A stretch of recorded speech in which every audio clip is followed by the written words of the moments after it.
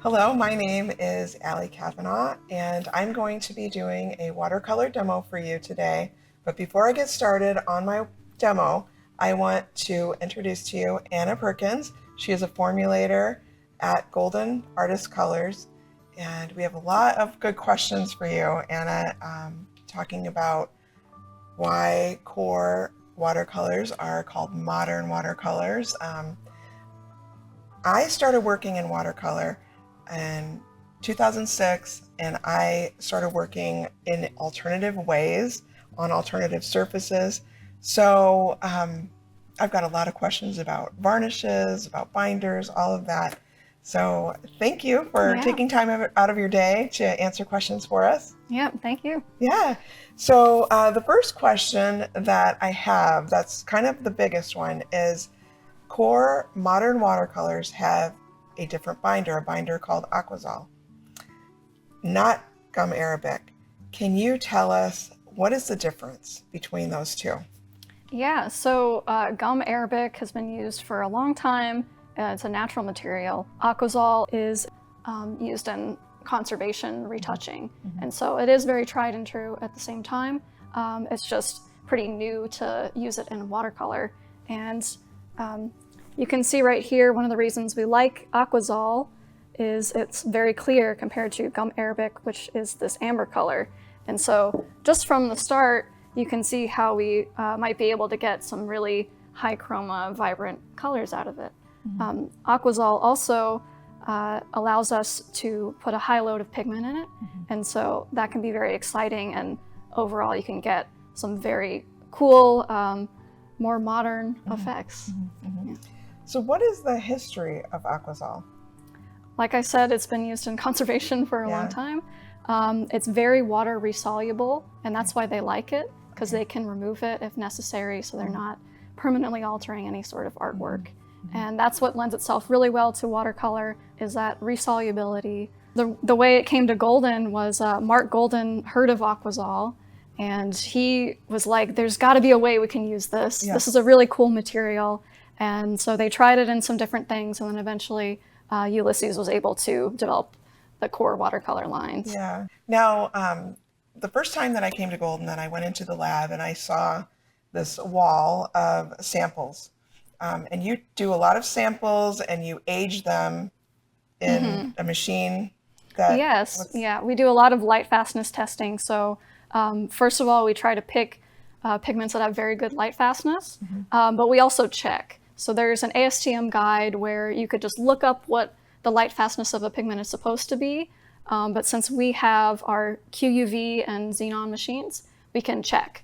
And so we'll do a bunch of different dilutions from very pigmented to very dilute to see just how light fast the pigment is. And so we can put with confidence on our label that it's light fastness 1.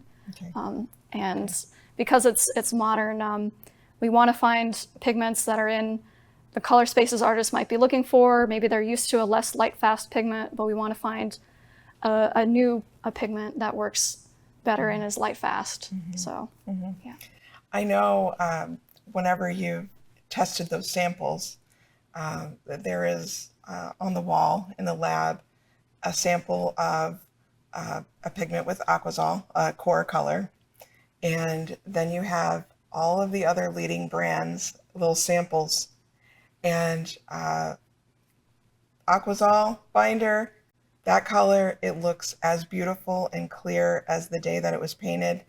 And all of these other brands, every single one ages, crumbles off, streaks, fades. I mean, that shocked me, scared me a little bit. But at that point I said, I think it's going to be QOR for me from now on. So tell us a little bit about like why that happens. Why does that crumble off for the age so poorly? So gum arabic tends to get brittle over time. And then some watercolors that are made with honey just stay permanently sticky. But the Aquazol, it doesn't stay permanently sticky and it remains flexible. So you can really see, we cast those drawdowns you're talking about in 2018. And just about 2 years after that, most of the competitors had almost fully cracked and flaked off. So we have some cards up there where there's not really anything on the card because the paint just peeled off. Yeah. And yeah, even now, it's been some more years and they just are looking worse and worse, but the core looks exactly the same. Yeah. And that's one of the reasons we know that core is a really excellent product. Yes, yes, I agree.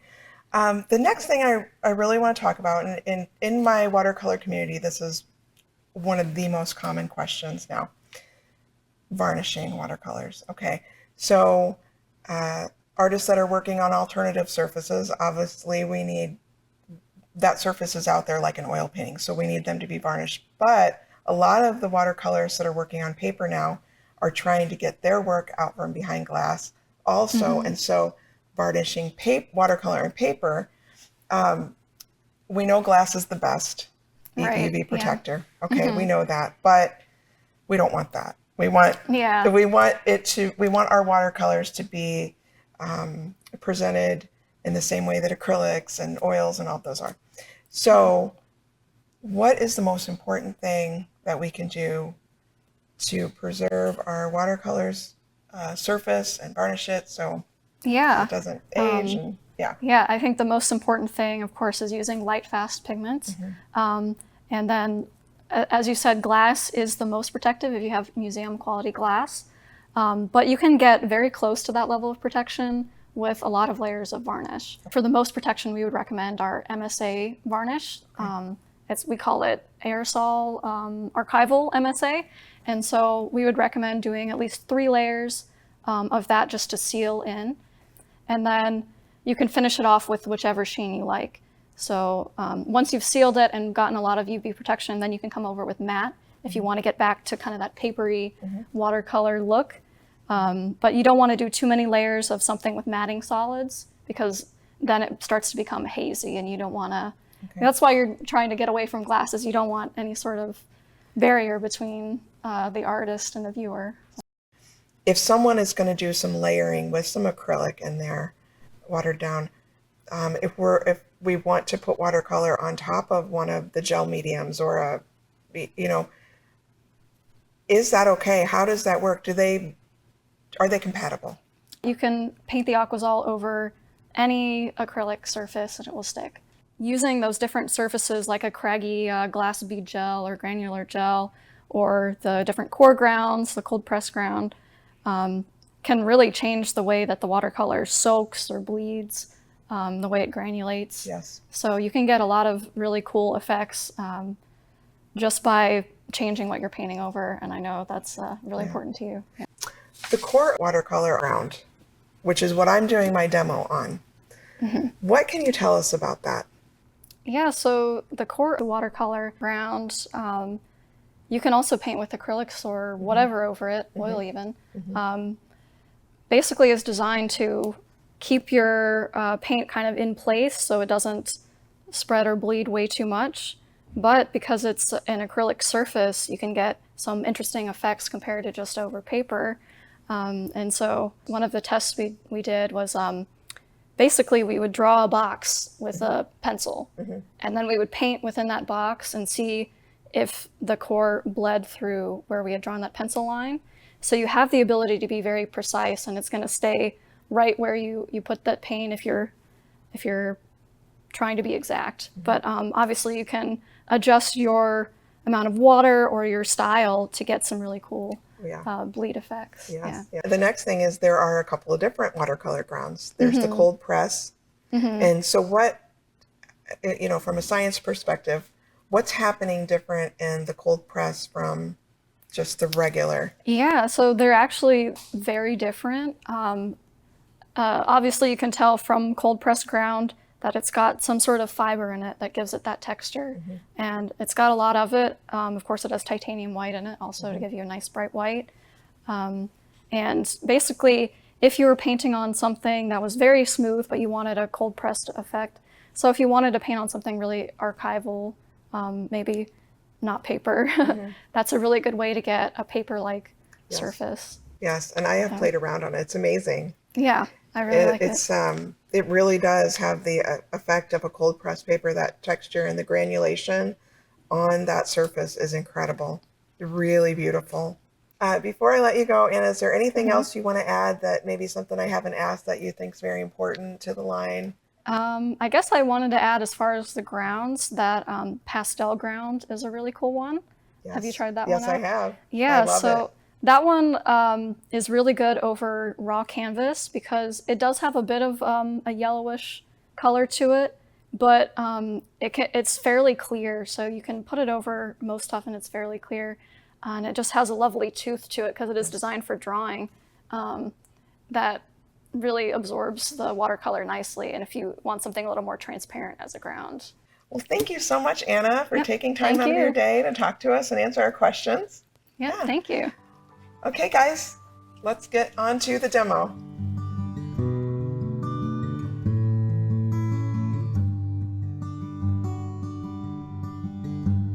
The portrait demo that I'm going to be doing today is going to be on Fabriano Artistico paper treated with QOR watercolor ground. Before I get started on that painting, I wanted to show you a little example of the difference between the watercolor ground and plain paper. So this side is the Fabriano paper, and this has been treated with the QOR watercolor ground.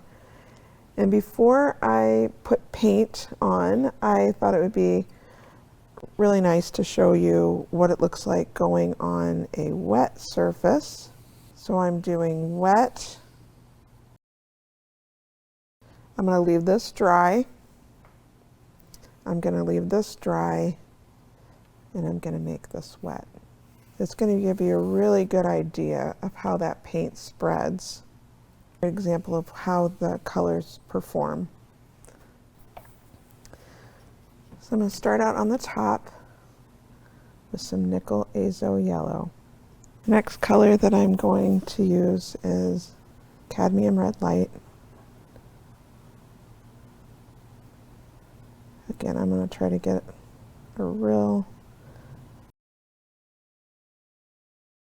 You can kind of already see the differences. Each side has its own personality.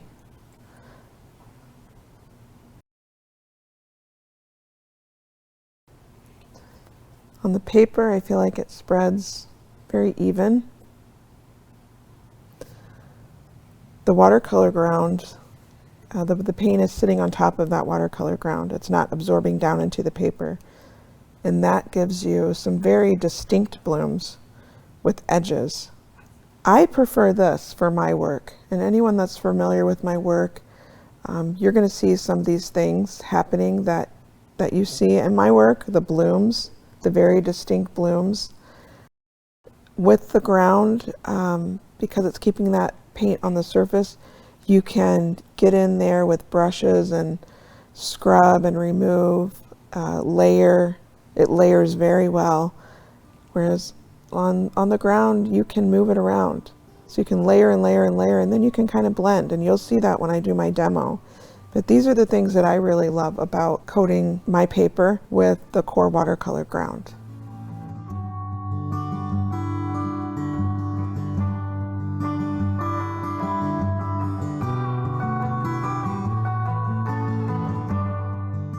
So what I've done here is I have started with an underpainting, and I am using phthalo green blue shade. I did a pencil sketch to start out with, then just kind of defining the contours with the green, getting some basic value, nothing too developed, but just basic values. So I have experimented a lot with underpaintings in watercolor, and that's not common. Usually you're starting with clean color because the watercolors are transparent, so you don't want to have a lot of layers like with oil and acrylic where you can just stack the colors on top. With watercolor, you're seeing straight through. So that's why underpaintings are not common, because you don't want that color underneath. You want to kind of have the real color from the beginning. But what I've discovered for my work is that the underpaintings really establish a mood and a vibe that you don't get whenever you're just doing the straight color from, you know, the palette of the realistic palette, I guess you would say, the natural colors that are in your image that you're painting. I don't, I mean, I've done paintings like that, but this particular style, this particular technique that I started in 2015 with my Immerse works, it's the blue-green underpainting that really gives it that strong voice to that work. So as you can see, I'm not developing this very far. I'm just getting kind of some basic values. And I'm about done with this layer. And now I'm going to start building up the other values. So after I get my underpainting established, I am going to work into the area that excites me the most. And for each painting, it's a little bit different. Sometimes it's the mouth, sometimes it's the eyes. Sometimes it might even be an earring. It's whatever whatever I'm looking forward to painting the most. And for this painting, it is the eyes. The first thing that I'm going to go for the darkest darks, and I'm going to use Payne's Gray.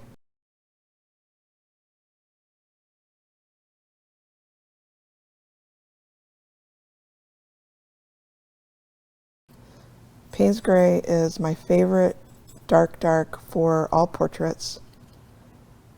It's transparent, it blends really well with all of the colors, and it does not dull any color, it doesn't make any mud, and it's just my favorite. I like working with the darkest darks to get those established first with the Payne's Gray, because then everything else is relative to that. So once I have my darkest darks established, I kind of know where I'm at. I know how dark to make all the other colors. The Payne's Gray is also a wonderful color for the whites of the eyes. In the irises and the pupils, I like to use a cool shadow. So when I'm working with the crevices of the face, like I said, the nostrils, the lip crevice, the eyelids, I like to use a warm shadow. Now I'm mixing, this is my go-to for the deep reds. I'm going to mix a little bit of sap green in there because I want that red glow to be in there. That really brings a portrait to life. With this color combo, the yellow and the cadmium light is going to give me that glow that when the sun is filtering through the flesh and the ears and the nose and the lips, sometimes the eyelids. That's what this color is going to be used for. I see a little bit right here of this sunlight right on the edge of the shadow.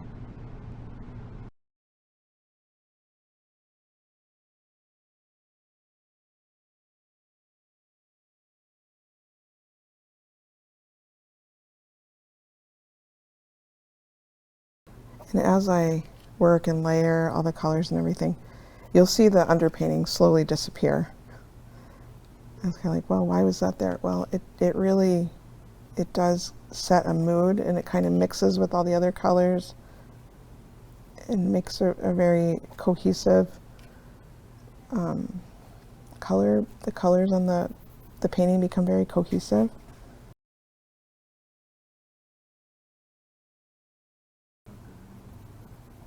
In the beginning, I also use very small amounts of pigment.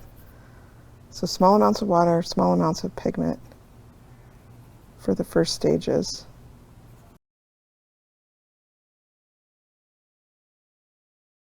When you're using the QOR watercolor ground on the Fabriano paper, the water does not absorb into the paper as much, so as you can see, I did not have to tape this down. It doesn't warp. It really has a really neat effect. Another thing that I do is I skip around I'll work on one little area, then I kind of, while that sets up and dries, I'll go and jump to another area. And then when that's setting up, I just kind of skip around the whole painting. A very common question that I get asked a lot is, why do you use such tiny brushes? Because most watercolorists use big fat brushes that hold lots of water. And with my technique, I like to work the details first and then work into the looser, more expressive things. So in the beginning, I am using tiny brushes because they hold less water and it's very easy to control the water when you have less of it.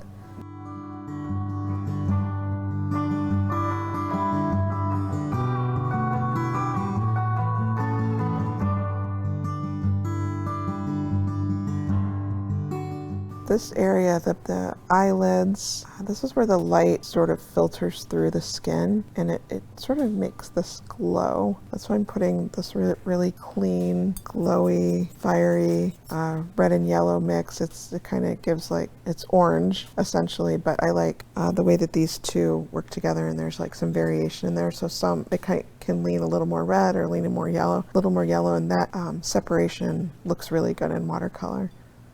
So I'm using this color in all those areas in the face where the light is sort of filtering through the skin. But the watercolor ground helps you have more flexibility like that. It's a little more forgiving.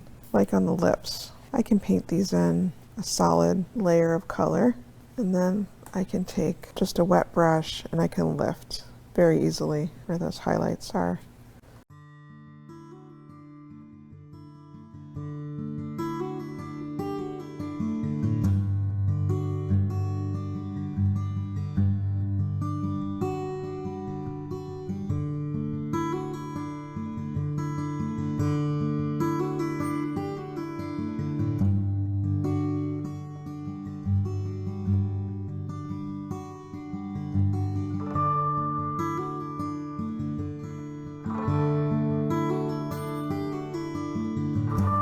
A color that I always need on my palette, no matter what, is going to be Payne's Gray, because without it, I really can't get the depths. And it's such a dependable color. I always know that it's going to mix well. It's cool, but it doesn't have too much blue in it. So it's very balanced, it's muted, so it's not going to be too loud. One of the most beautiful palettes that I've used is just the Payne's Gray and the Burnt Sienna. Those two colors look so great together.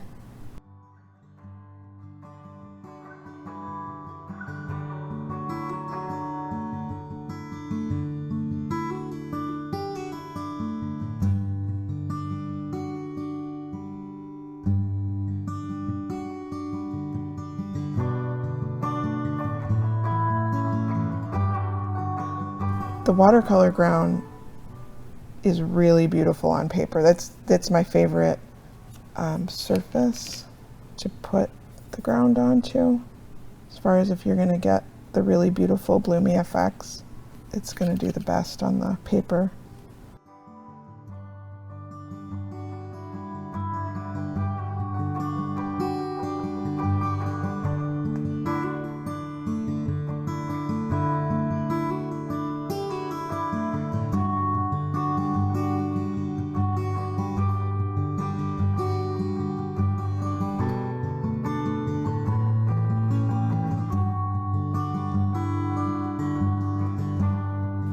So when I'm thinking about which colors that I'm going to choose, I'm always considering the warm and cool balance. And you know, I've done the underpainting in the green, which gives kind of that cool base.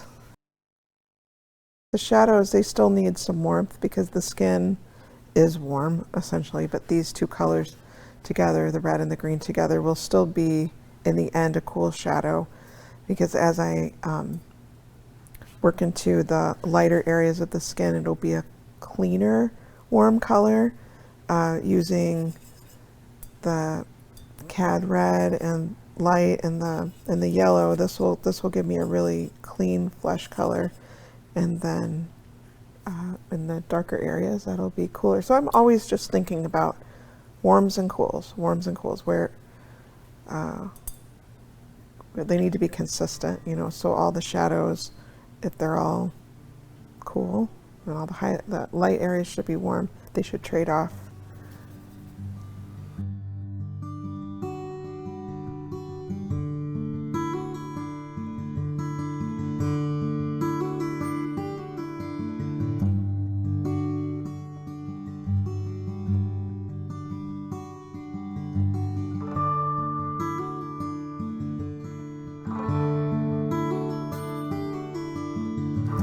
The thing that's nice about the watercolor ground is, see right here I've layered the green, the red, and now I'm going in with some orange, and I can blend.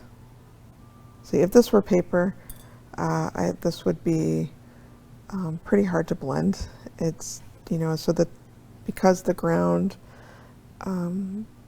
just is, it is sealing the paper off, so you get the texture of the paper, but it does keep it from absorbing all the way, so the paint is still kind of essentially sitting on the top, and so that the capability to blend is huge. It's amazing, actually.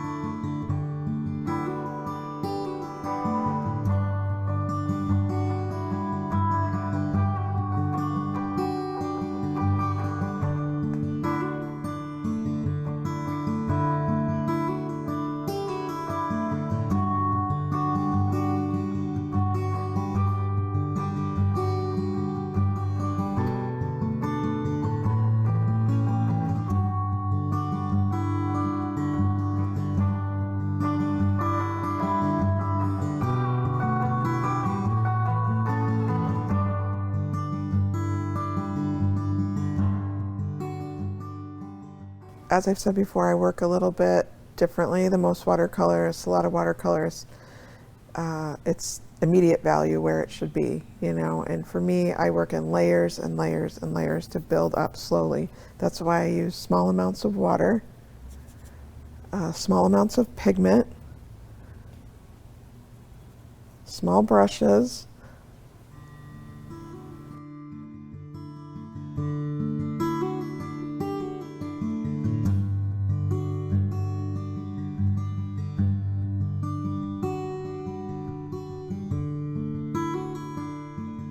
so the palette's getting messy. It's kind of, things are running together, and then areas will start drying.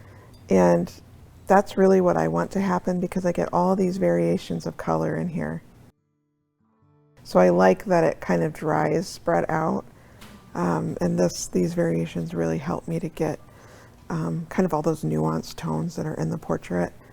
Now, there are times when, yeah, I need to dip into a very clean yellow, and for that I might grab another palette that's clean and fresh just to mix that fresh color.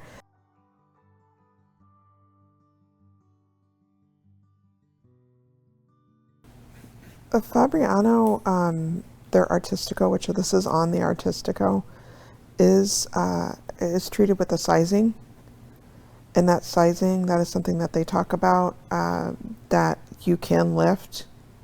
It does permit some lifting. It's not nearly what the ground is going to give you, but it does give a little bit of flexibility.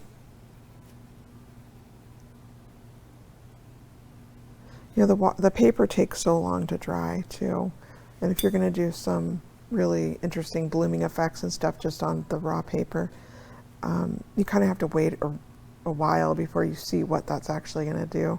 Whereas on the ground, it happens a lot quicker, and you can just do a little bit more expressive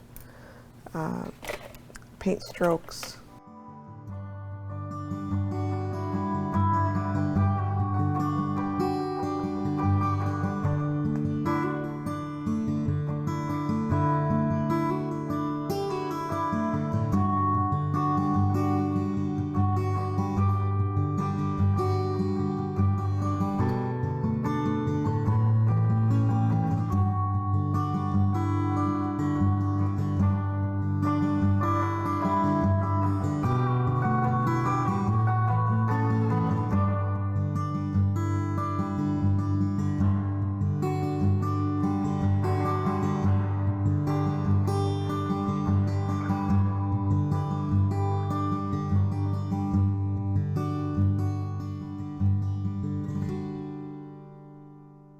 So I start out with a lot of the detail and getting the structure down really strong, and then as I work it, layer it, towards the end I can use the water to really make some more expressive blooms.